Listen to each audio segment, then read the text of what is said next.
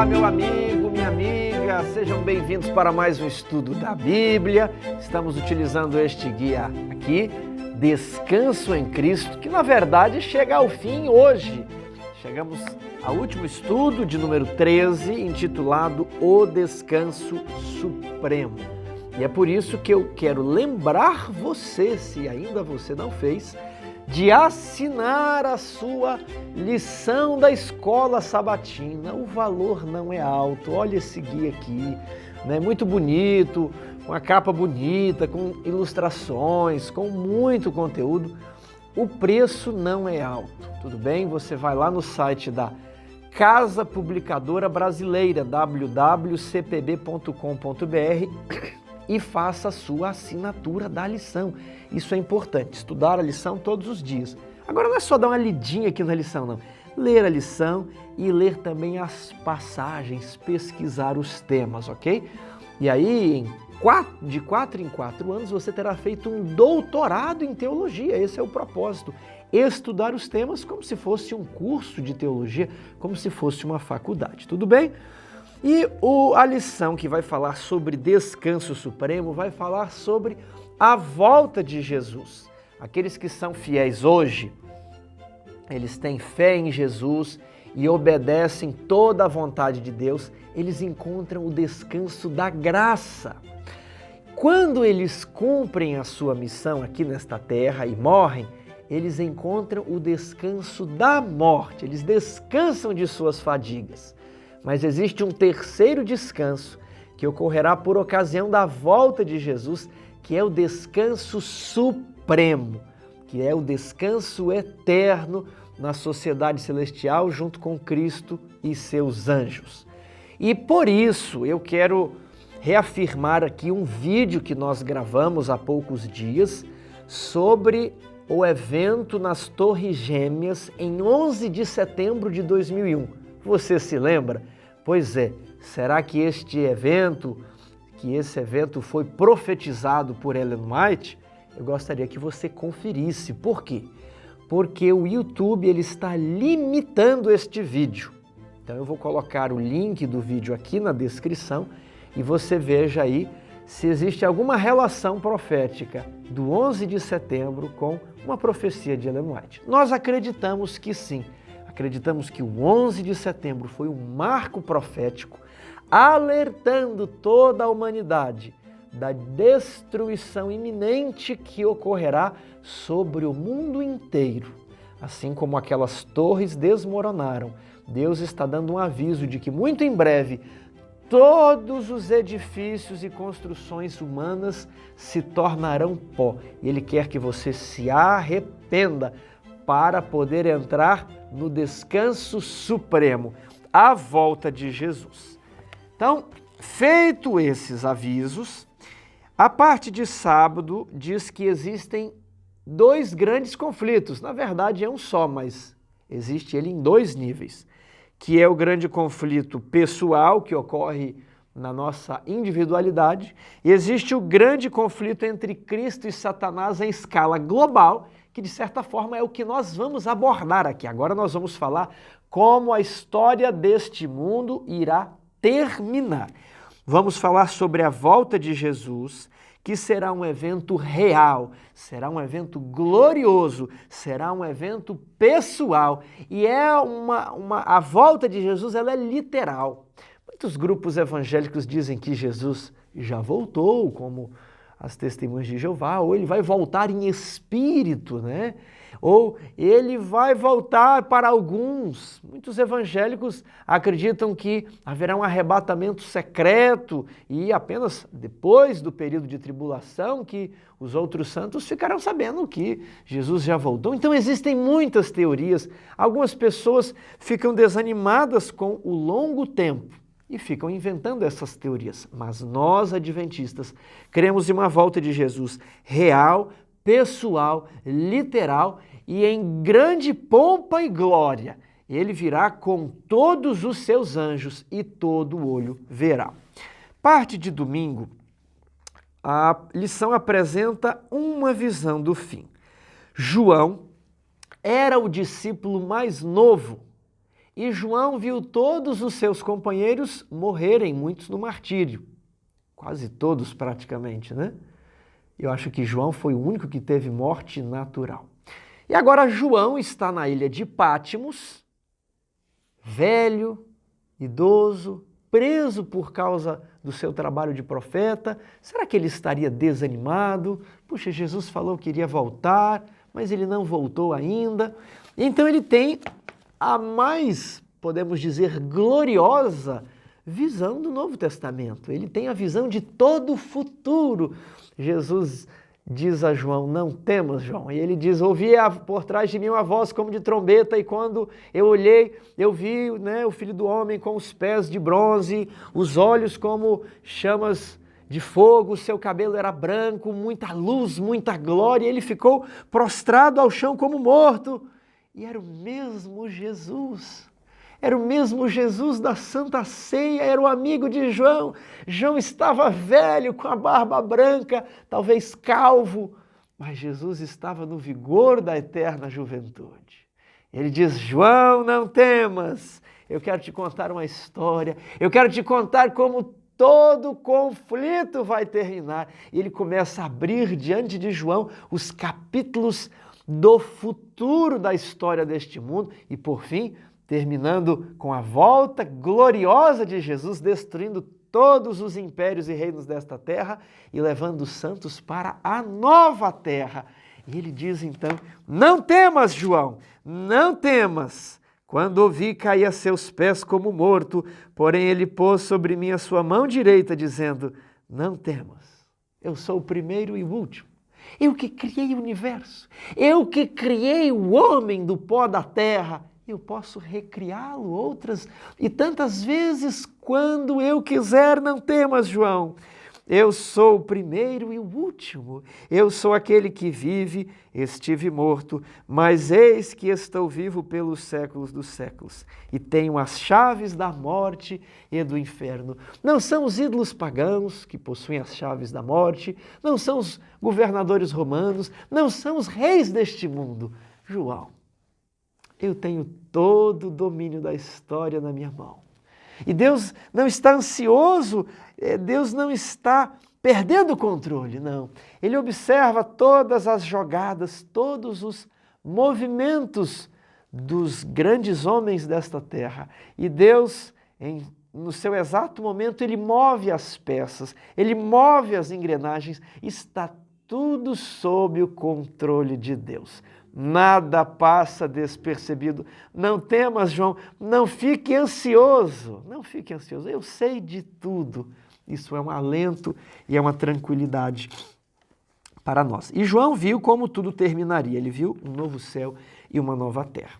Na parte de segunda-feira, a lição nos remonta ao capítulo 24 de Mateus, vamos lá abrir, né? Quando Jesus, aqui com seus discípulos ainda, antes de sua morte, ele recapitulou a história deste planeta de forma resumida, mas em ordem cronológica, desde os dias dos discípulos até a volta de Jesus.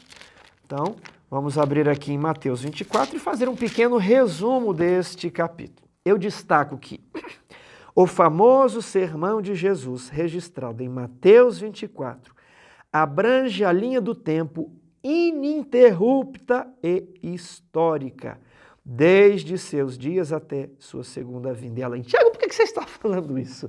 É que, obviamente, existem outras correntes teológicas que dizem que os eventos estão misturados, outros dizem que a profecia possui duplo cumprimento, o que nós não concordamos, né? Com o que nós não concordamos. Nós acreditamos que Jesus ele está apresentando uma profecia que não está muito nítido para os discípulos, não estava muito nítido para os discípulos, quando ele estava falando do que e onde e como. Hoje nós temos uma visão bem melhor, porque podemos ver tudo o que passou, mas para os discípulos os fatos ficaram um tanto quanto misturados, só que a profecia está em ordem cronológica, eu estou concordando aqui com a lição, ok? Não acredito em duplo cumprimento, acho que o duplo cumprimento ele vai atrapalhar muito o evento da profecia, porque aí pode ser qualquer coisa, pode ser dupla, por que não triplo, por que não quádruplo? E aí a profecia, o estudo das profecias fica subjetivo.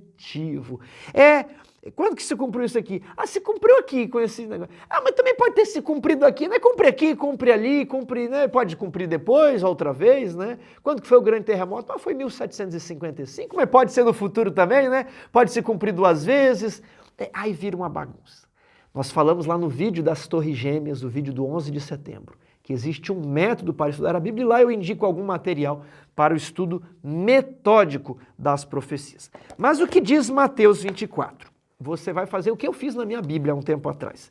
Eu marquei aqui na borda quais versos falavam de qual período.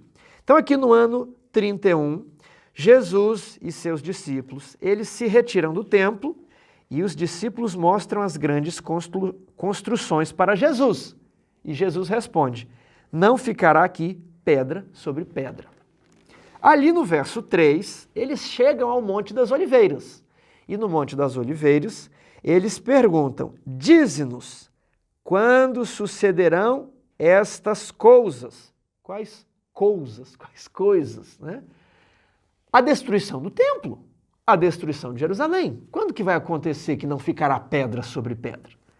Primeira pergunta. E a segunda pergunta, qual sinal haverá da tua vinda e da consumação dos séculos e do fim do mundo? Então, quando acontecerá a destruição de Jerusalém? E quando o Senhor vai voltar? Qual vai ser o sinal? Ok? 2 perguntas. E Jesus vai responder as 2 perguntas. Ele começa a responder a primeira pergunta. Vede que ninguém vos engane. Verso 4. Aí do verso 4 até o verso 14, ele vai falar da nação judaica. Do verso 4 ao verso 14, você pode pôr na sua Bíblia, que abrange do verso 31, aliás, do ano 31 ao ano 66, ok? Então, neste período, o evangelho seria pregado a todo mundo. Tiago, mas como o evangelho seria pregado a todo mundo? Eu faço questão de ler Colossenses, capítulo 1, verso 23, onde Paulo fala o seguinte, o evangelho que ouviste e que foi pregado a toda criatura debaixo do céu, do qual eu, Paulo, me tornei ministro. Está aqui a comprovação, o evangelho foi pregado a todo mundo nos dias dos discípulos, com grande poder, com grande glória. Não tinham telefone, não tinham trem, avião, carro, rádio, não existia nada disso. Mas o poder do Espírito Santo possibilitou eles pregarem o evangelho a todo mundo de então. Então veio o fim da nação judaica. Então, esses versos 4 a 14, você vai colocar aí, falam dos anos 31 a 66 depois de Cristo. O que aconteceu aí? O primeiro cerco de Jerusalém. O Império Romano veio lá, cercou a cidade, e aí, por um motivo, ele suspendeu o cerco e voltou para Roma, né? E aí, os judeus rebeldes, eles saem da cidade no encalço dos soldados romanos. E aqui que foi o período para que os cristãos que estavam em Jerusalém pudessem fugir. Profecia de Jesus confirmada pela história, detalhe por detalhe. Então veja aqui, verso 15. Quando, pois, virdes o abominável da desolação de que falou o profeta Daniel, aqueles que estiverem na Judéia fujam, né? Os que estiverem dentro não pensem 2 vezes, é para sair. Orai para que a vossa fuga não se dê no inverno nem no sábado. Então, quando os rebeldes de Jerusalém saíram para atacar os soldados romanos, então os cristãos fugiram e nenhum cristão pereceu.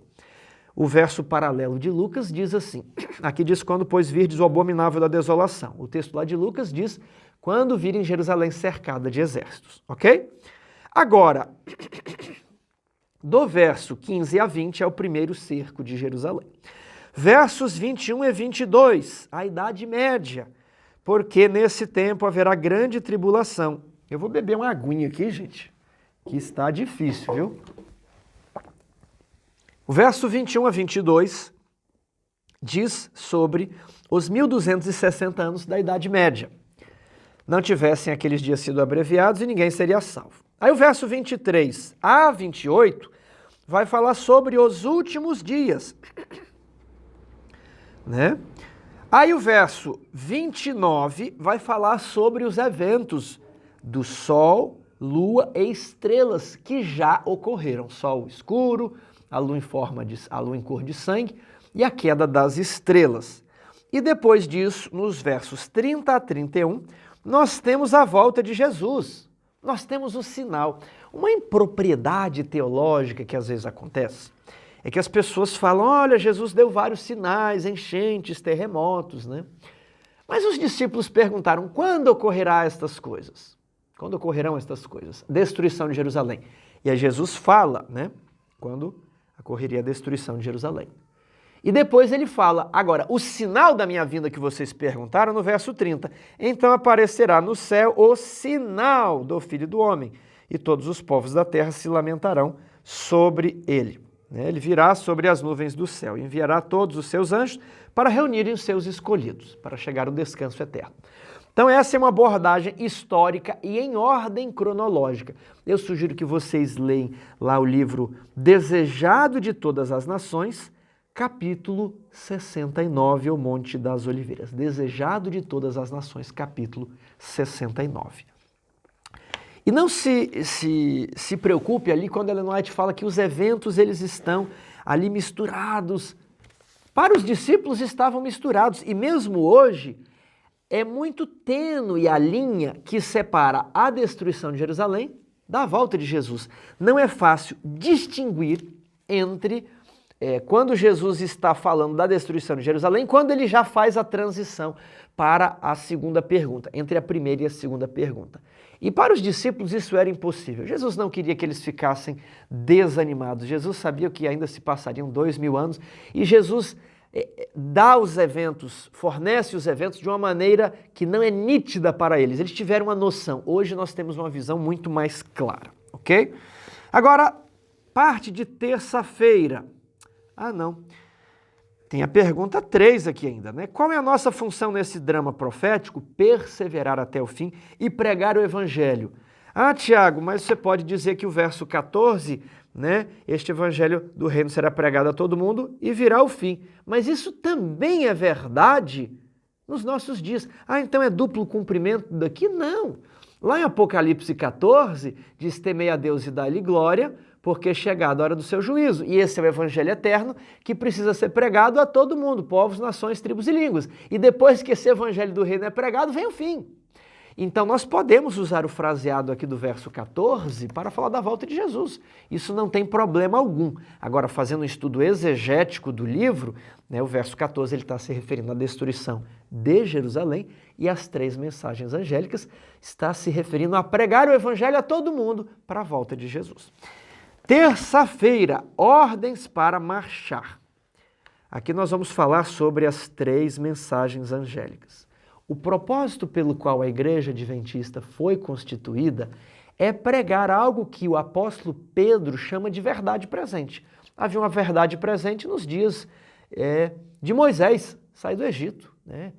Invadir a terra de Canaã, constituir ali um reino de sacerdotes, um reino, uma nação pura, santa, né? Depois, nos dias de Jeremias, a verdade presente era não resistir ao governo de Babilônia. Nos dias de Esdras e Neemias, a verdade presente era retornar e reconstruir Jerusalém.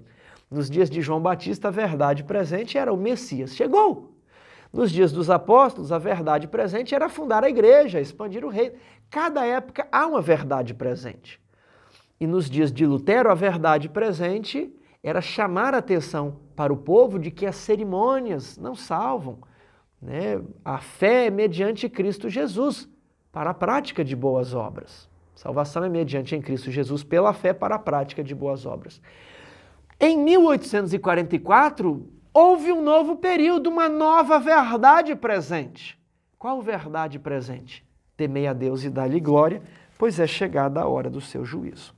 Então o Adventismo ele foi levantado sobre uma firme estrutura de verdades harmoniosas. Quais são elas? A volta de Jesus, o estado do homem na morte, O sábado, como vigente, né, a lei de Deus e o sábado, o santuário celestial e o fim do período de 2.300 tardes e manhãs. Essa é a verdade presente.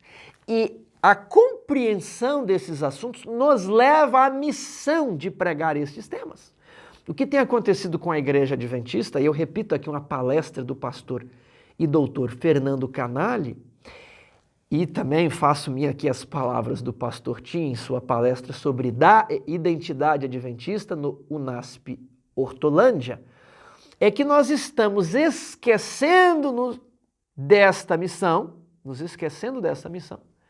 estamos nos focando na pregação evangélica, dos evangélicos, dos protestantes, que não possuem a verdade presente que nós possuímos.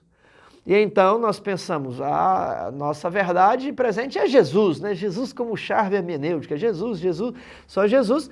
E isso leva a uma missão. Qual a missão? Vamos pregar o amor, né? Vamos liberar aí. E aí se envolve com as causas políticas, feminismo, racismo. E devemos dar dignidade às mulheres, devemos dar dignidade aos que são menosprezados por causa da cor de sua pele. Tudo isso é verdade.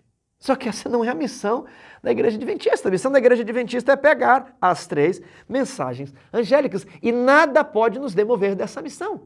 E aí o pastor Tim usou a seguinte ilustração.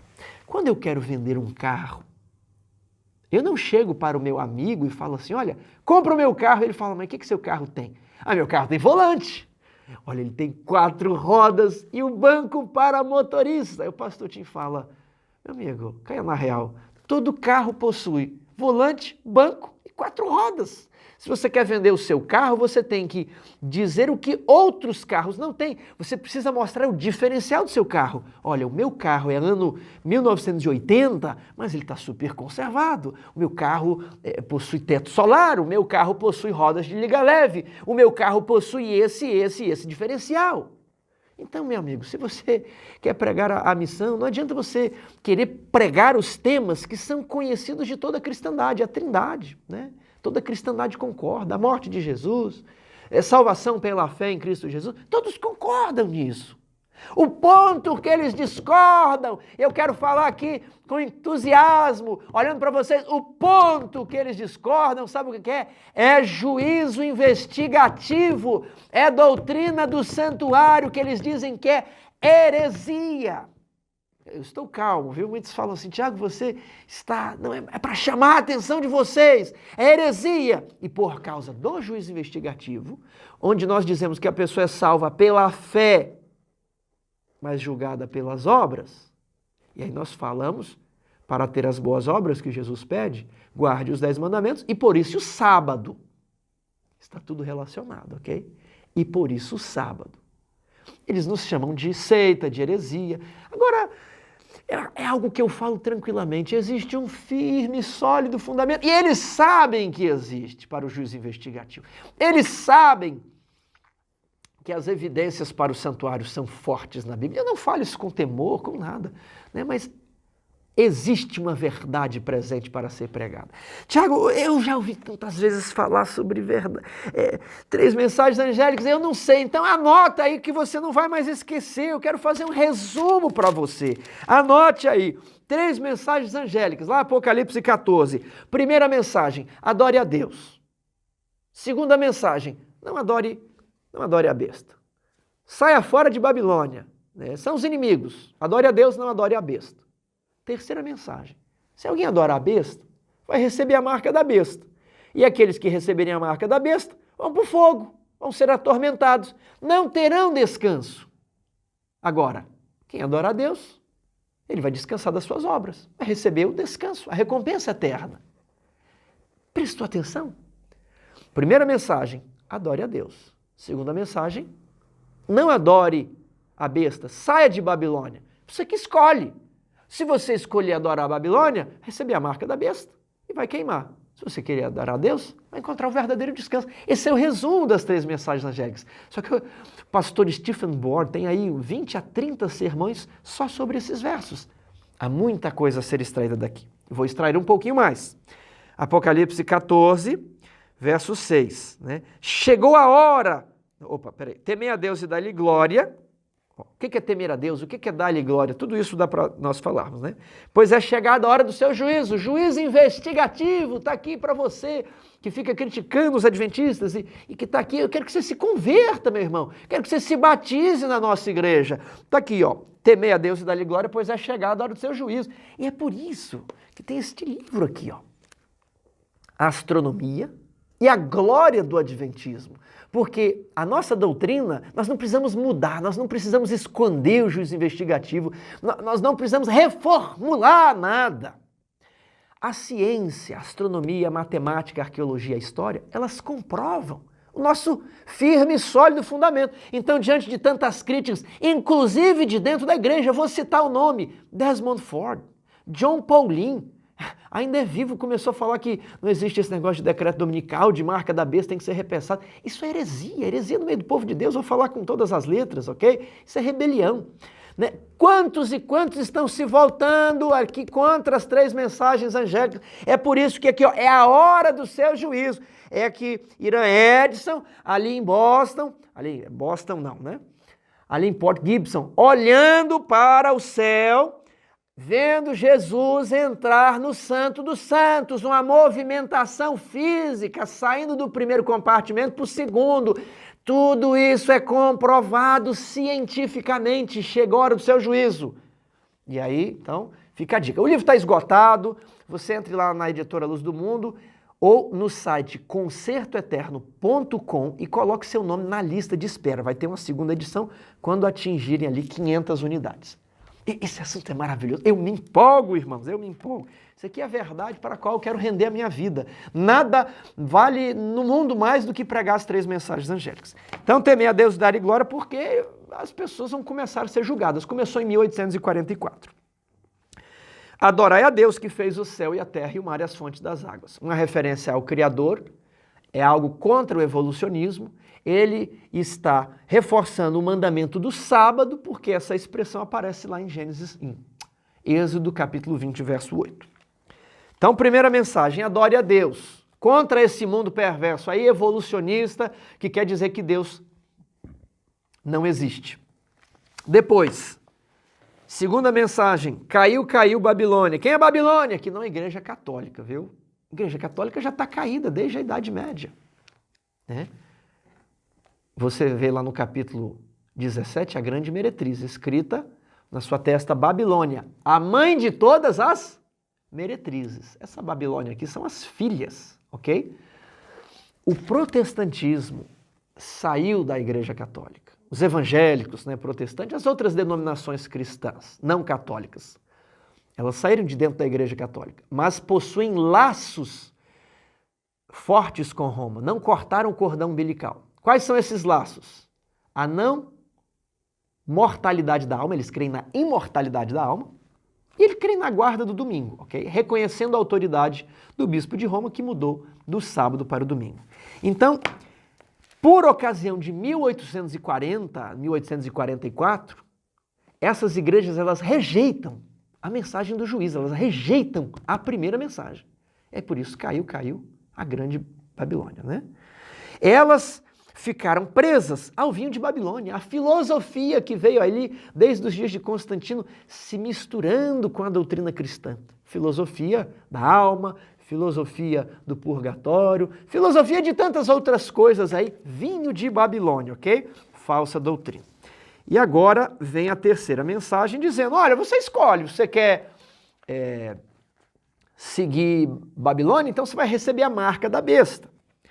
A imagem da besta ainda não se formou. A imagem da besta vai se formar. Quando essas igrejas evangélicas e protestantes olha, existe muito pastor fiel nessas igrejas. Existe muito membro fiel nessas igrejas. Ellen White, aquela que é odiada por muitos evangélicos, diz que a maior parte dos salvos, quando Jesus voltar, estão nas outras corporações religiosas, que não a igreja adventista. A maior parte.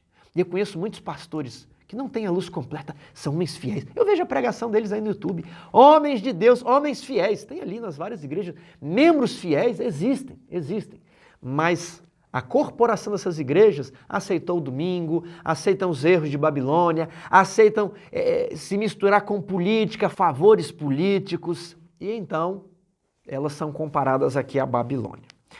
Quando essas igrejas caídas, evangélicas protestantes, se unirem aos políticos dos Estados Unidos, haverá uma união entre igreja e Estado.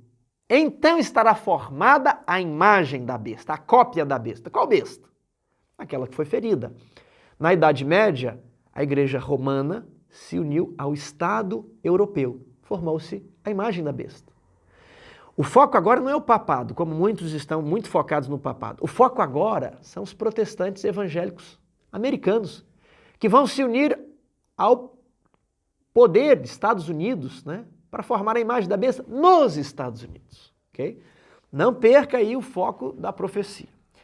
Quando essa imagem da besta se formar, o domingo se tornará a marca da besta. O domingo ainda não se tornou a marca da... Aliás, domingo é a marca da besta, mas essa marca não está sendo aplicada, vamos dizer assim. Okay? E os adoradores da besta e da sua imagem, né, adoradores do bispo de Roma e da besta ali nos Estados Unidos, com o protestantismo apostatado, eles não têm descanso tempo algum. Mas os fiéis, está aqui, ó, bem-aventurados os mortos, sim, desde agora, morrem no Senhor, sim, diz o Espírito, para que descansem de suas fadigas, porque as suas obras os acompanham. O que mais existe nesse mundo evangélico, apostatado, cheio do vinho de Babilônia? Sabe o que é? É criar um dilema falso entre fé e obras. Quem tem obras, legalista, fariseu, né? Não tem fé, você não é salvo pela graça. E para ser salvo pela graça, você não pode praticar as obras. Isso é um dilema falso, ok? Então, aqui a Bíblia nos diz, na nossa verdade presente, Novo Testamento, Apocalipse, né? Aqui está a perseverança dos santos, os que guardam os mandamentos de Deus e a fé em Jesus, ou em outras versões, que tem a fé de Jesus. Tem que crer em Jesus para perdão dos pecados, para a regeneração da mente, e tem que ter a fé de Jesus firme, igual Jesus foi firme na sua prova final. E tem que guardar os 10 mandamentos. Não existe essa história, eu tenho fé, mas não tenho... Não existe, isso é uma falsa doutrina. Isso é vinho de Babilônia, isso está sendo pregado em todas as igrejas aí. Graça e graça somente. Não tem obras nesse evangelho caído de Babilônia. Mas aqui o evangelho eterno diz fé mais obras, fé e obras. O homem é salvo pela fé para a prática de boas obras. As obras não o salvam, mas as obras o condenam à falta das obras. Ele é salvo pela fé e julgado pelas obras. Não se deixe enganar, porque surgirão muitos falsos cristos, muitos falsos profetas dizendo isso foi alertado por Jesus ali.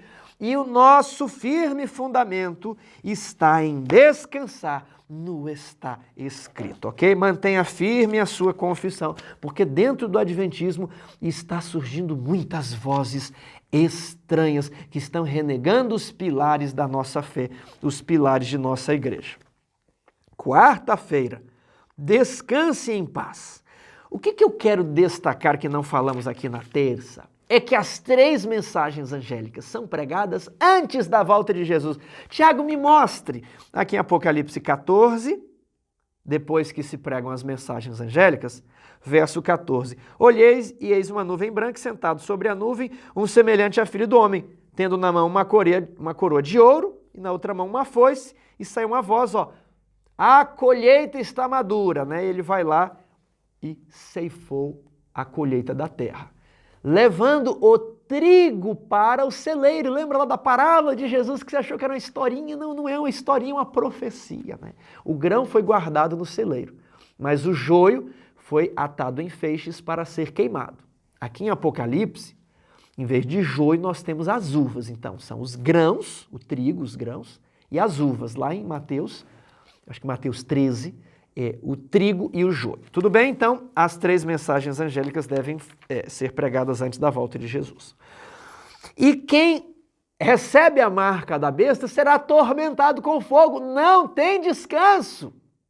E os salvos verão, juntamente com o Cordeiro e seus anjos. Será atormentado na presença. Não existe um inferno. Não existe um inferno hoje, ardendo, queimando, não. Ele será atormentado na presença dos anjos e do Cordeiro, ok? Depois do milênio. Então aqui, descanse em paz. Que grande promessa é feita em Hebreus 13. A mesma promessa feita aqui para os que têm a fé em Jesus e guardam os mandamentos, para que descansem de suas obras, das suas fadigas, porque as suas obras os acompanham. Lá em Hebreus, ele faz um raciocínio muito interessante. Qual que é o raciocínio? Na versão popular da morte, a pessoa morre e descansa, né? Ela já recebe as promessas. Mas lá em Hebreus diz que Deus preparou uma cidade que as pessoas, os patriarcas, ainda não entraram na cidade. Eles ainda estão aguardando o descanso supremo, estão no sono da morte. E Jesus, ao explicar sobre Lázaro, ele disse que Lázaro dormia, mas vou para acordá-lo. A morte é um sono, você morre, vai aqui para debaixo da terra mesmo. Quando Jesus voltar, haverá ressurreição. Isso é tão antigo quanto o credo apostólico. Creio em Deus Pai, Filho e Espírito Santo. Creio em Jesus Cristo.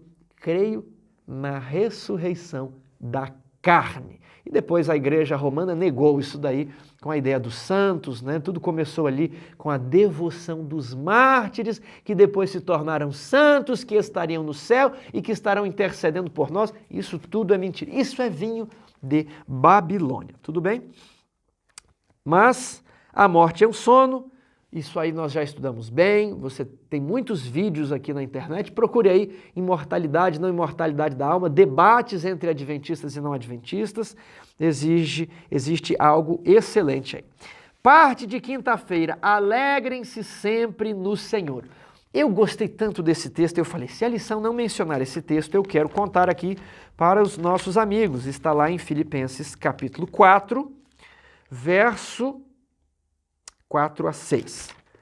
Alegrai-vos sempre no Senhor, outra vez digo, alegrai-vos. Seja a vossa moderação conhecida de todos os homens. Perto está o Senhor. Não andeis, aqui que está o trecho, não andeis ansiosos de coisa alguma, em tudo, porém, sejam conhecidas diante de Deus as vossas petições, pela oração e pela súplica, com ações de graça. Você precisa de um emprego?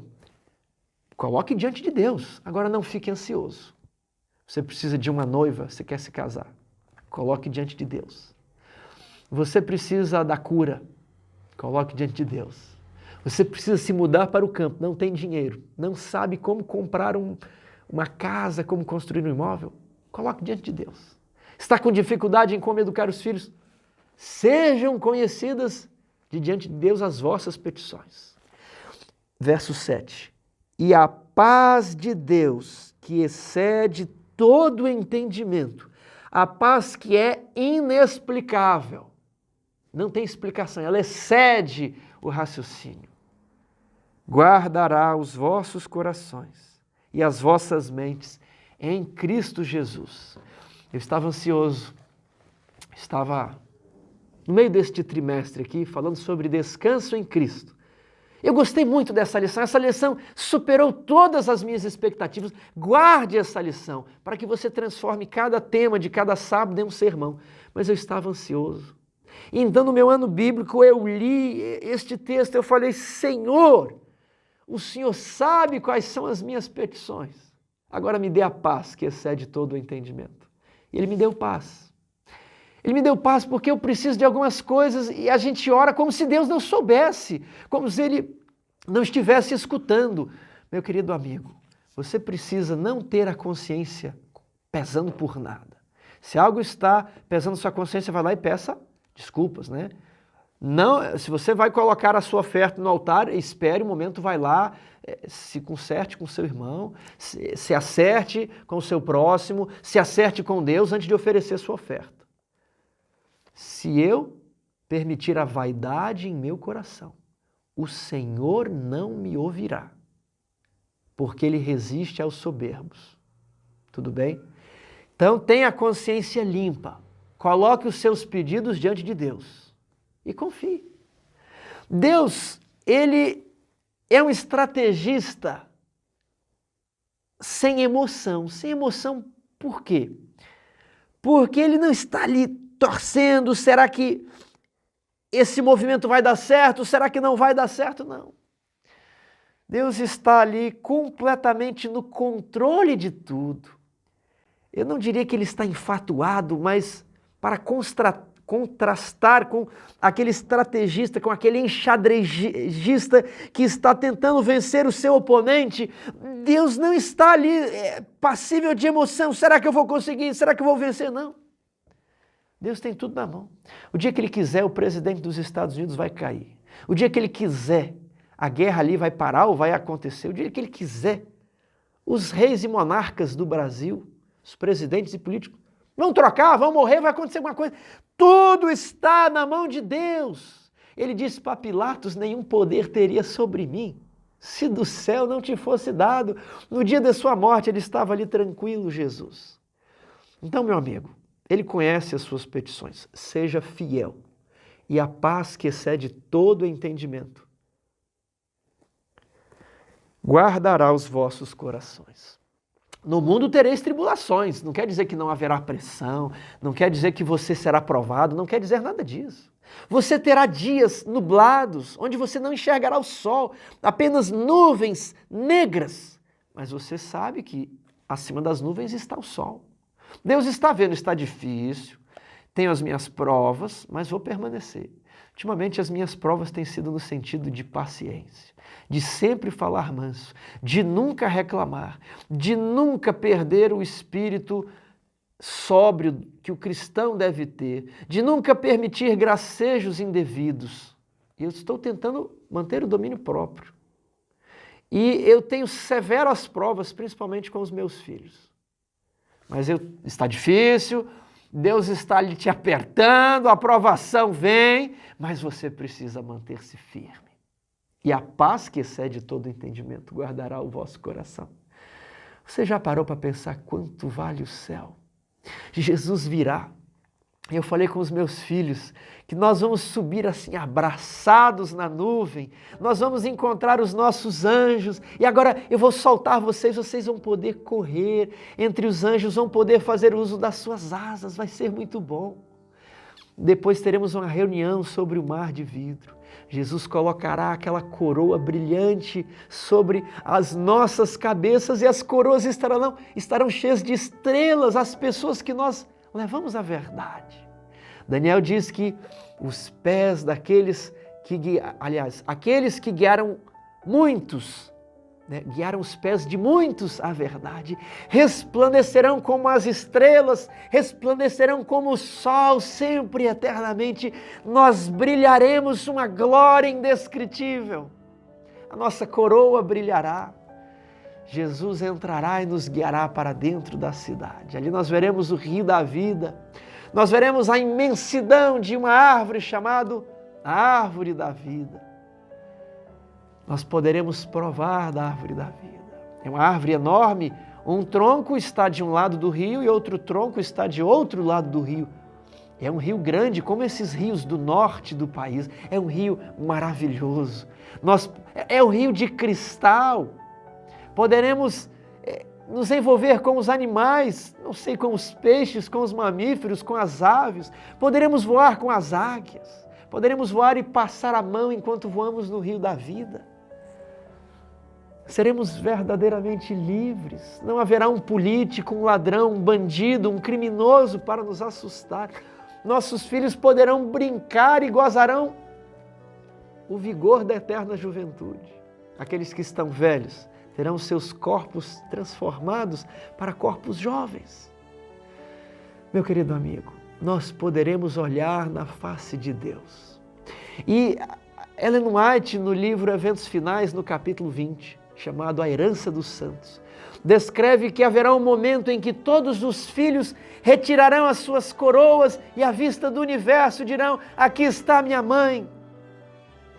Ela é a responsável por eu estar no céu. As suas orações, o seu cuidado. Agora eu estou aqui, muito obrigado, mamãe. Muito obrigado. Você também encontrará pessoas que você ajudou a levar. Eu encontrarei vocês aqui do canal. Somos 50 mil pessoas hoje. Como bom vai ser nós nos encontrarmos lá no céu. Eu quero encontrar cada um de vocês. Eu quero conhecer a vida de todos vocês. Nem que nós gastemos 1 ano com cada um, serão 50 mil anos. Mas nós teremos a eternidade. Nós poderemos visitar países, aliás, planetas diferentes, aprender coisas com aqueles habitantes, aprender sobre a eletricidade, sobre a música, os mistérios da química, os mistérios do universo, tudo estará ao nosso alcance. Ellen White escreve que ali todo empreendimento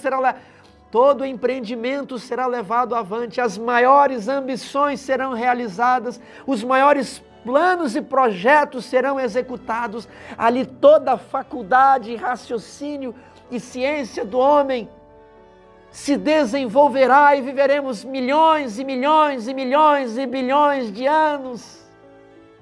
E por mais que achemos que compreendemos tudo, ela escreve que olharemos para o horizonte e perceberemos que há um infinito para além. Quando ela descreve em primeiros escritos que eles chegaram no céu, ela diz que pessoas que não passaram pelos últimos eventos, o irmão Stockman e o irmão Fitch, eles ressuscitaram, correram para perto de Tiago e Ellen White e perguntaram: conte-nos o restante da história, o que aconteceu depois que nós dormimos. E Ellen White olhou, não conseguiu falar nada, ela só conseguia dizer: Heavens is cheap enough. É muito barato, foi muito fácil conquistar o céu. O pastor Leonard Ravenhill diz que nos 5 primeiros minutos da eternidade nós ficaremos tão encantados que nós diríamos que deveríamos ter orado mais, deveríamos ter chorado mais, deveríamos ter pleiteado mais, deveríamos ter trabalhado mais, porque a eternidade é incrível. Não subiu ao coração humano, não passou pela mente o que Deus está preparando. Meu amigo, você quer estar no céu naquele dia? Eu quero que você esteja. Eu quero apertar a sua mão. E você precisa apertar a mão de Cristo. Há alguma coisa que está impedindo a sua decisão? Há algum pecado não confessado? Algo que você ainda não quer largar para tomar sobre si a cruz de Cristo? Faça a sua decisão. Nosso trimestre terminou. Eu gostaria que você, se quisesse, tomasse a sua decisão pelo batismo. Que você siga a verdade presente. Eu quero saber do seu batismo. Você vai escrever aqui abaixo. Você vai entrar em contato conosco. Se existe algo ainda que não permite que você tenha essa paz, abandone. Abra mão dos seus gostos. As nossas concupiscências e desejos carnais devem ser pregadas na cruz de Cristo.